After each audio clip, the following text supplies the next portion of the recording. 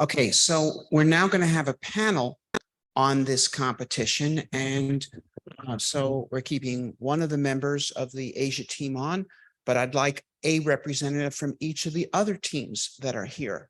So, for example, a representative from the Western American team. I know Eastern Americans, European team. So, okay. So I know you're from the East Coast American team, and you're from the European team, and then you're from the Western American team? Yes. Okay, great.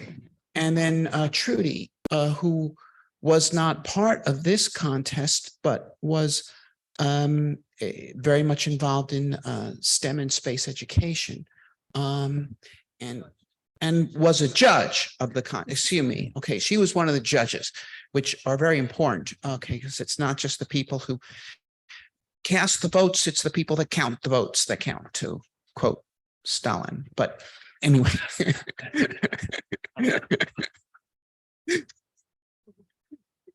In any case, yes, and you should know, by the way, that while the Asian team won in overall, and they also won in, there were 4 categories of merit that each got points. They also won in the human factors category. The Western American team here, as I recall, won in the engineering class, but did not win overall. They had the best engineering score. The Eastern Americans won in the science program. And I should add, by the way, that the science programs of all of these mission designs was better than that of the NASA design reference mission. Okay, okay. Because 30 of the 100 points was for designing the science program that the mission would actually accomplish. So it was a serious matter for them, whereas in the NASA mission, it's an afterthought. So the East Coast Americans won the science, although I should say they just nosed out the Europeans, who came close. And the Europeans did win on cost. So the each of the 4 teams here excelled in at least one of the categories of merit. So I already explained what the contest was like, and so I'd like to ask the contestants, you know, what was your impression of the experience? Does any one of you young people want to take this on? Okay. Is this on? Yes, it is.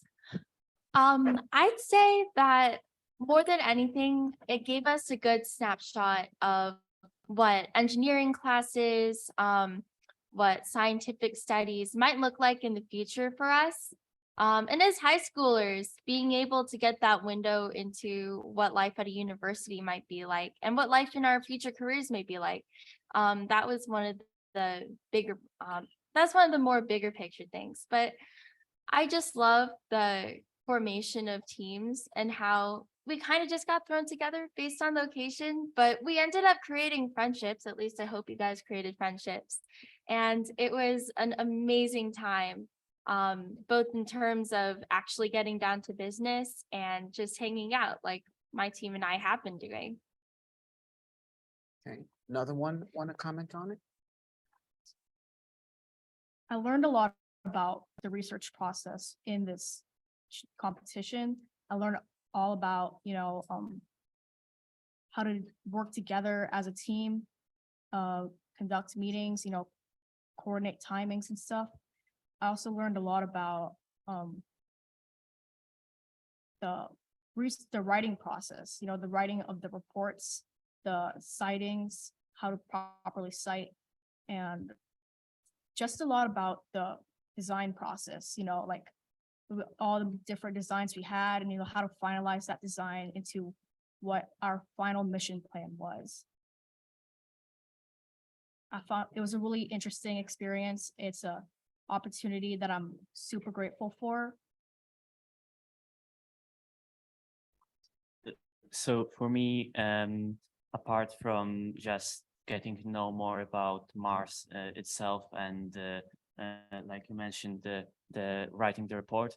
Also, it was a great opportunity to practice more soft skills, such as teamwork, presenting in front of a large audience.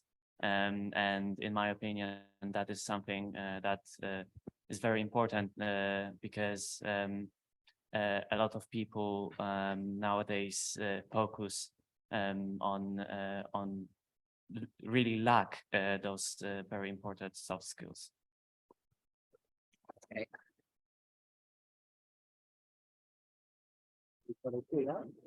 Now, one of the things we did that was a little unusual that I mentioned was we gave each of you a chance to take shots at the other teams, and then you had a chance to defend yourself against that.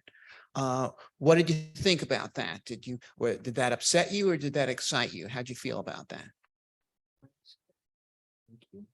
So I think, at least for me and my team, that was a really amazing part of the experience. We know that in the real scientific world, when you say something, you will get professionally and sometimes even personally attacked. So you need to be ready to defend yourself. And it was great to have that opportunity in an environment where we felt safe and confident that everybody else would be looking at this scientifically and working together to help all of us improve our missions overall. Polemos was equal parts really excited for the part of for that phase of the contest and absolutely terrified. I will say that we did not feel we were 100% complete with our mission by the time it was presentation day. I think one of our worst enemies was our weird combination of perfectionism and procrastination. So we went into those rounds knowing that we had a lot of holes that could potentially be attacked, and the entire like night before that day was just like, okay, what do we say about the massive holes we have in our mission? And I think pre-planning was one of the things that we learned. Like, you have to have a warm-up. You can't just jump right into it and expect to do as well as you would if you had at least the murmur of a plan, you know? So planning, always plan is I think what we learned from those last two portions. Always plan your attacks, always plan your rebuttals. For our team, we also, just like team 3, we were both excited but also terrified of like the criticism and rebuttal rounds. But we found the feedback we got from other teams invaluable to help improving our mission. We also got the chance to analyze what other teams came up with, and seeing how they can improve their missions as well.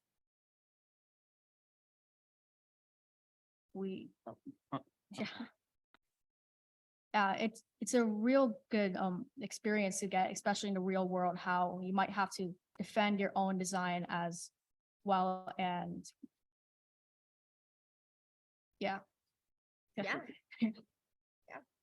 So I think that the concept of criticisms and rebuttals is great, but the execution of that wasn't very great. In my opinion, the teams didn't have enough time really to read through all the reports thoroughly. So some of the criticisms that our team received were that really the answer was there in our report, and the teams that asked those questions probably just didn't have enough time, because if you have to read 4 or 5 very long reports in 1 or 2 days, I believe it was, you really it's hard. But yeah, those criticisms, some were valuable, some were kind of dumb. Well, do you think that in real life, people who are rivals who are trying to defeat you are going to be fair in their criticisms? Yeah, that is true. Absolutely not. Absolutely not. Hey, Trudy, you've done other STEM outreach programs, and also you were a judge of this one. How would you compare this methodology to some of the others? I really like that it was very realistic. I'm a planetary scientist. I was at Jet Propulsion Lab and Lunar Planetary Institute. These days I teach at a school co-founded by Elon Musk. And to watch these kids work was amazing. And to see the product that they came out with was I would say higher than most science competitions. It was really impressive to see the system and to see it be realistic. And for these kids to have to undergo actual criticism was, I think, a really good thing for a child to be experienced at this age. Yeah, it was a really cool thing. There's a need for change in STEM education, I think, across the world. I think this is a really big step forward. Okay. I'd like to open up to questions from you. Are there people from the floor who have questions? Oh boy, The fun part. that is the fun part. So, when we were talking about- Benner.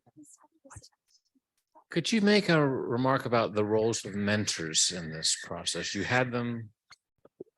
Did they guide you too much, too little? A lot of times with these science projects, you discover it's the mentor who produces them. This is clearly not the case with you folks, but make some comments about mentors. I feel like the mentors were mostly there as somebody that you could ask questions to if you were stuck on either an aspect of the paper or an aspect of your actual research.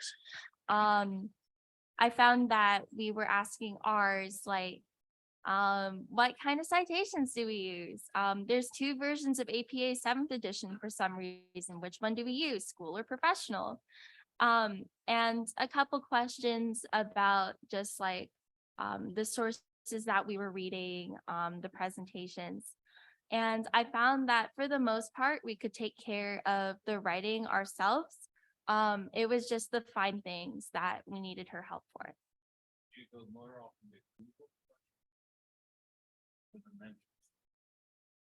We'd usually try Google first, but if Google gave like weird or conflicting or very vague answers, then it would be best to ask an actual person, you know? Terrific presentation and responses to everything. I really enjoyed it. I'm curious, given the aspirations for this program in terms of disrupting education, if you had to pick kind of one aspect of your experience, what would you take to your high school? Would it be something content related? Would it be the format, the use of mentors? What would be the thing that you would bring back to say this would be an impactful change to make right away? I think the best thing we can take back immediately is the sort of format where we're not just being taught and we just need to apply it for a test and forget about it. We're really applying, learning, and understanding all these things we're learning, especially in those science, technology, engineering, math classes. Looks like there's someone over there. Oh, you have someone there. Okay, got it. Hey, have you ever seen opportunities for apprenticeships, not just mentoring, in other words, going to work for a business, working in your area of expertise? Have we seen those? I mean, if you're asking if the opportunity has come out of the program, not directly, but I think the process of broadening our horizons via this program, we've been able to look out more for internships and stuff. There's actually a NASA program that is able to connect high school students with space-related internships, which we're planning to do some exploration on for next summer.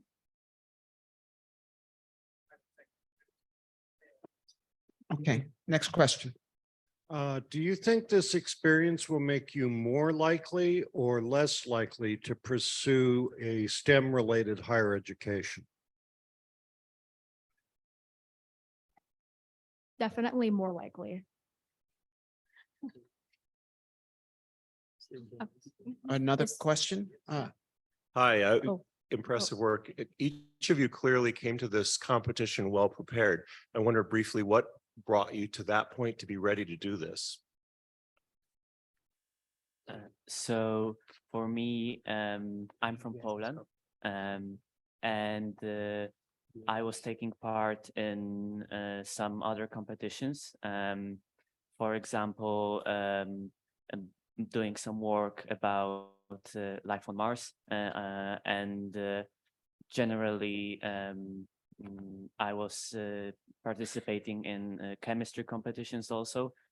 So this kind of sparked my interest in space and in generally kind of I learned that participating in competitions is the way to go to expand my knowledge and abilities. Okay, there was a question over here. Oh, I have been, Oh, I see. so I was curious, you went through the process for the first time of kind of how NASA would do it or how it's standard done in the industry. Did you guys have thoughts about things that could be improved about the process that you went through? Like, did it seem correct or did it seem silly in some ways? Let's actually take a vote here. Who here thinks that we needed more time in between the rounds? So I think that'd be the one thing I change. All right, well, you have limited time, unlike NASA, which takes forever.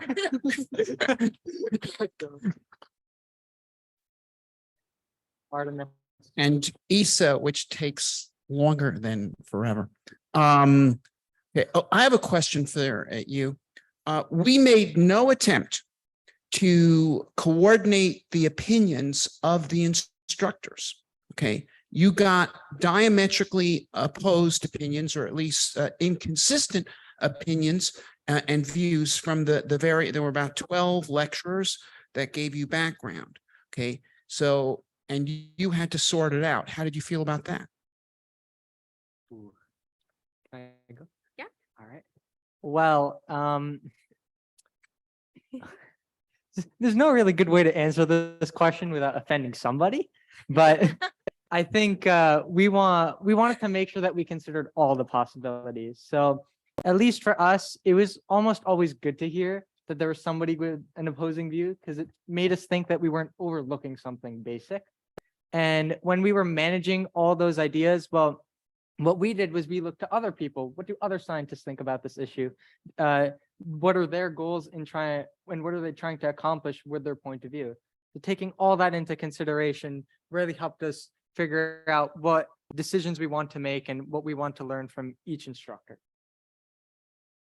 Yeah, and if you were to select lecturers and judges based on their opinion about a particular subject, then it would kind of limit the possibilities of designs that the teams would have provided. So in my opinion, that's a good thing, that we have been exposed to those differing ideas, because it allows us to have a choice, and some teams will choose one opinion of one expert, some teams will think another way and will choose another opinion, and if there was no difference in opinions of lecturers, then probably all of the designs would have looked very similar.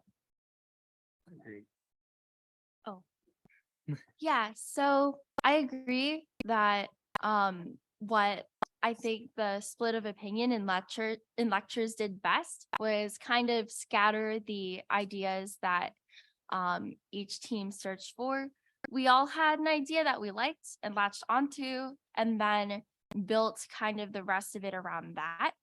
And I think that reflects itself in the papers that we publish, which are available in an ebook. This is not a sponsorship. I'm not even sure if I'm allowed to do a Have we sponsorship. published it yet? Have we published it? Lola? No, it will be. That is, the students have had a chance to give final revision to their designs in light of everything they know now. And we've gotten that. And we're going to assemble that into a book with an introduction by me and with links to the videos, which are all online, of every lecture given by all the instructors, of the presentations given by each of the student teams, Oh, no. of their attack mode discussions and their rebuttals. It's all there. The only thing that's not online is their internal discussions in terms of how they develop their designs. But the links to all that's going to be on there. So, you're going to be, 50 years old or 60 years old. You're going to be able to see yourself on YouTube giving Oh. your presentations and say, boy, I still had hair then. And but that's going to be forever. That's going to be available, as will the book itself, which will serve, I think, as a guide to school systems or others who want to institute a program of this kind, and which we're going to attempt to propagate. Now, I should add, by the way, that Frank Crossman, who was the editor of many of the Mars Society publications, including, for example, the Mars City State book and the Mars Colonies book, he is willing to assist in the editing of this, but he would like someone to join him as an associate editor of this publication. We need to train additional editors, because we're also going to have another book we're going to publish, which is of the telerobotic Mars mission competition. But yeah, this book it's going to be out. It'll be available both in paperback and Kindle. And it's going to take a little time, but probably, I think by January, it'll be published. Okay, so there it is. And everybody should buy one. And as well as copies for everyone for Christmas. Anyway, it looks like we're about out of time. So if you want to hear more, the other three teams, the European and the two North American teams, will be presenting this afternoon in a track, so you can see what their designs were like. Okay, thank you very much.